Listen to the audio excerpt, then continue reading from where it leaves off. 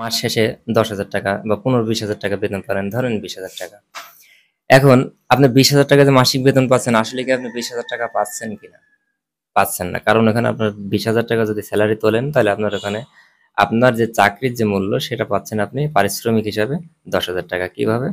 আপনার ওই সন্তান ওইখানে যদি চাকরি না করে যদি অন্য কোথাও শ্রমও দেয়, সেখানেও কিন্তু সে মাঠেও যদি কাজ করে, তাও ৮ থেকে ১০,০০০ টাকা আয় করা সম্ভব।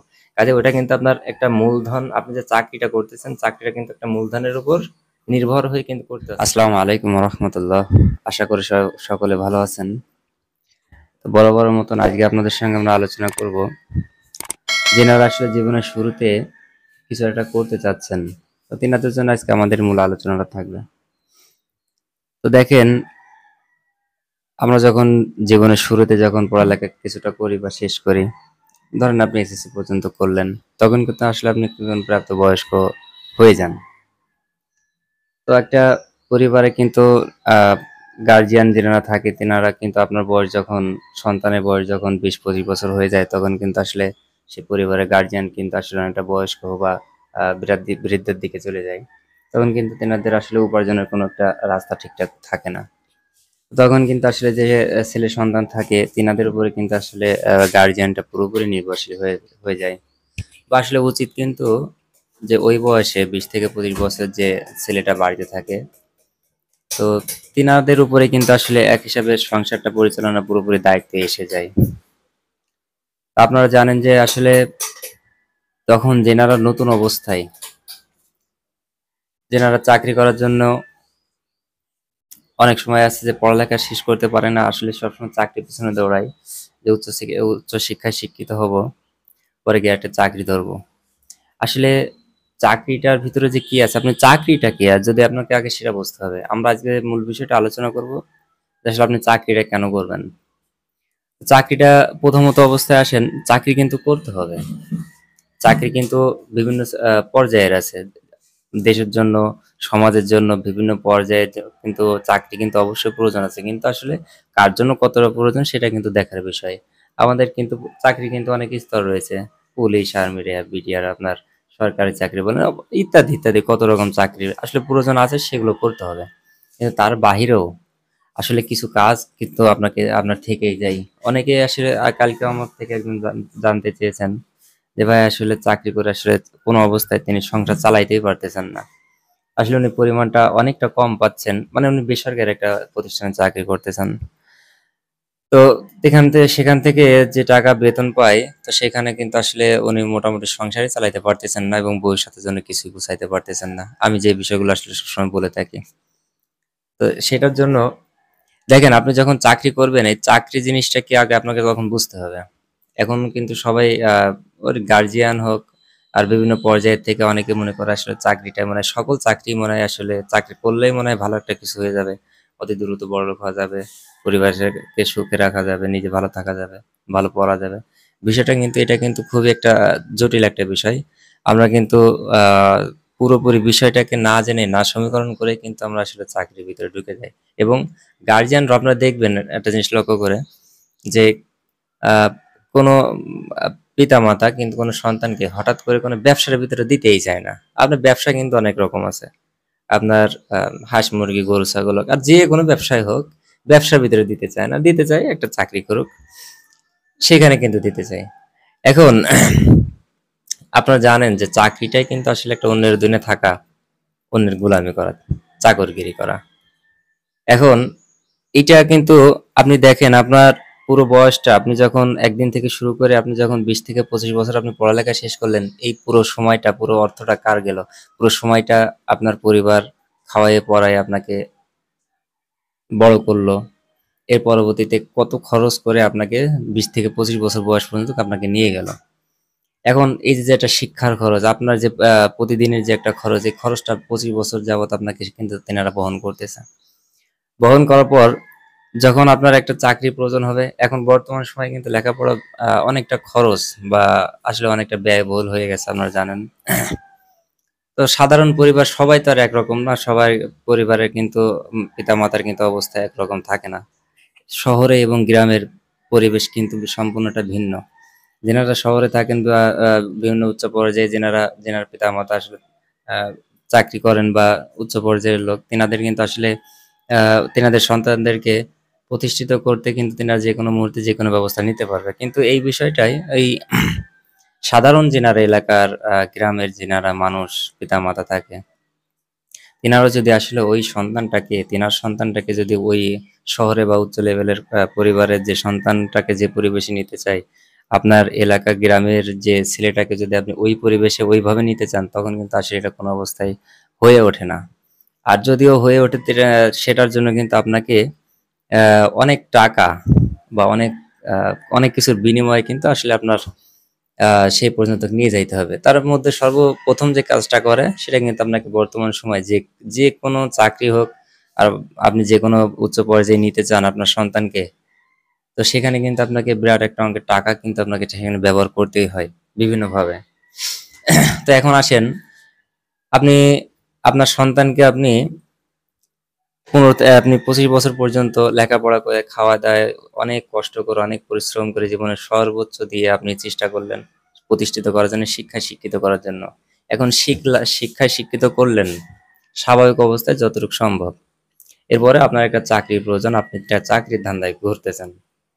তো চাকরিটা আপনি যখন একটা চাকরির কথা আপনার হয়ে গেছে, ধরেন আপনার অনেকগুলো টাকা লাগবে, আনুমানিক মিনিমাম ধরেন 8 থেকে 10 লক্ষ টাকা সব জায়গায় মিনিমাম লাগে বা বিভিন্ন ভাবে। তো আসলে অনেকে মিষ্টি খাওয়ার জন্য নেয়, সেটা ভিন্ন হিসাব, এক একজনের এক এক মত।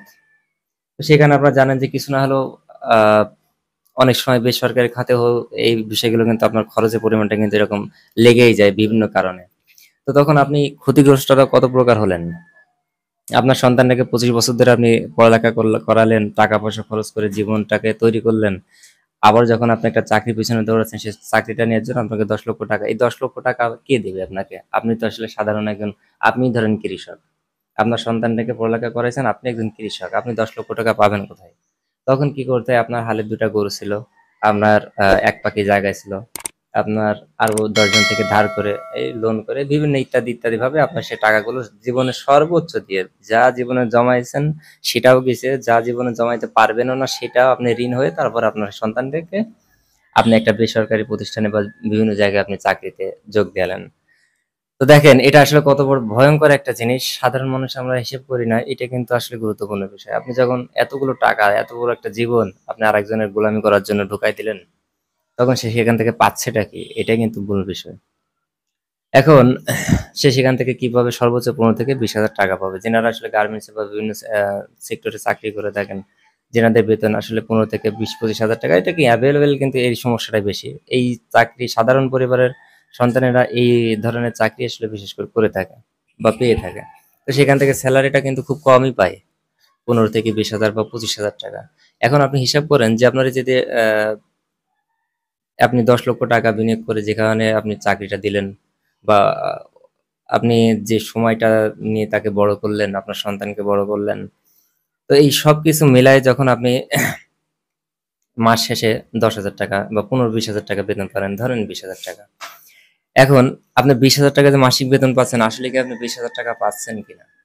পাচ্ছেন না, কারণ এখানে আপনার 20 হাজার টাকা যদি স্যালারি তোলেন, তাহলে আপনার ওখানে আপনার যে চাকরির যে মূল্য সেটা পাচ্ছেন আপনি পারিশ্রমিক হিসাবে 10 হাজার টাকা। কিভাবে? আপনার ওই সন্তান ওইখানে যদি চাকরি না করে যদি অন্য কোথাও শ্রমও দেয়, সেখানেও কিন্তু সে মাঠেও যদি কাজ করে, তাও 8 থেকে 10 হাজার টাকা আয় করা সম্ভব। কাজে ওইটা কিন্তু আপনার একটা মূলধন, আপনি যে চাকরিটা করতেছেন, চাকরিটা কিন্তু একটা মূলধনের উপর নির্ভর হয়ে কিন্তু করতে হচ্ছে। কারণ ওই চাকরিটা আসছে টাকা থেকে, ধরেন আপনি একটা ব্যবসা কিনে দিচ্ছেন, একটা জিনিস কিনে দিচ্ছেন, চাকরিটা তাকে কিনে দিয়েছেন টাকার বিনিময়ে। কিন্তু আপনি যখন ওই সন্তানটাকে আপনি সাধারণ কোনো কাজ করাবেন, কোনো ব্যবসা বাণিজ্য বা আপনি যদি মাঠেও কাজ করে, ওইখানে কিন্তু কোনো পুঁজি লাগতেছে না। কাজেই এই জিনিসটা আপনি মাইনাস করতে হবে। চাকরিতে যদি 20 হাজার টাকা হয়, আপনার জোন হিসাবে আপনাকে ওখানে বাদ দিতে হবে 10 হাজার টাকা, তাহলে হচ্ছে 10 হাজার। আপনি 10 লক্ষ টাকা বিনিয়োগ করে 25 বছর আপনার সন্তানকে লালন পালন করে কত খরচ, এবং জীবনের সব কিছু দিয়ে আপনার ছেলেটার সন্তানটার উঠতি বয়সটা তখন, তখন আপনি সেখানে 10 হাজার টাকার বিনিময়ে একজনের গোলামি আপনি করে দিলেন। কতটা সহজভাবে আপনি করে দিলেন, এবং সেখান থেকে আসলে কি যে আশা করেন সেটাই আসলে বুঝে আসে না। তো বিষয়টা হচ্ছে যে আপনি একটু হিসাব মিলাই দেখেন যে ওই আপনারা যে 10 লক্ষ টাকা বিনিয়োগ করলেন, এই টাকাটা আপনি কত বছর ধরে উঠবে।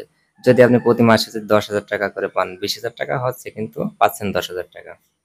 এই 10 হাজার টাকা যদি পান, 10 হাজার 1 বছর হবে 1,20,000 টাকা। আপনার এখানে 8 থেকে 9 বছর সময় লাগবে খালি টাকাটা উঠতে। এখন কি হলো, টাকাটা তো উঠতে আপনার সময় লাগলো এতটা, আপনার যে সন্তানের যে পারিশ্রমিক হিসাবে কতটা সময় নষ্ট হয়ে গেল, সেখানে আপনার 25 থেকে 30 বছরের সময়টা কিন্তু পার হয়ে চলে গেল। মূল যে কর্ম একটা মানুষ, এই যে আমার কথা যদি বলি, আমি কিন্তু আপনার 18 থেকে বয়স যখন আমার 18 বছর তখন থেকে কিন্তু আসলে আমি ব্যবসার ভিতরে জড়িত। এখন যদি আমি 25 বছর 26 27 এসে যদি আমি প্রতিষ্ঠিত হই, তাহলে এখন কিন্তু আমার ভবিষ্যৎ গোছানো, এবং আমি যেটা করব আমার সন্তান কিন্তু সেটা থেকেই কিন্তু সামনের দিকে আগায় যাবে। আমার সন্তানের জন্য কিন্তু আমার বাড়তি কোনো পুঁজি, বাড়তি কোনো কিছুই প্রয়োজন নাই। সে কিন্তু এখান থেকে দেখে কিন্তু অটোমেটিক শিখে যাবে। কাজে সেটা আমার ছেলের জন্য বা আমার সন্তান পরবর্তীতে যারা আসবে, এনাদের জন্য কিন্তু আসলে এটা খুব ভালো একটা জিনিস।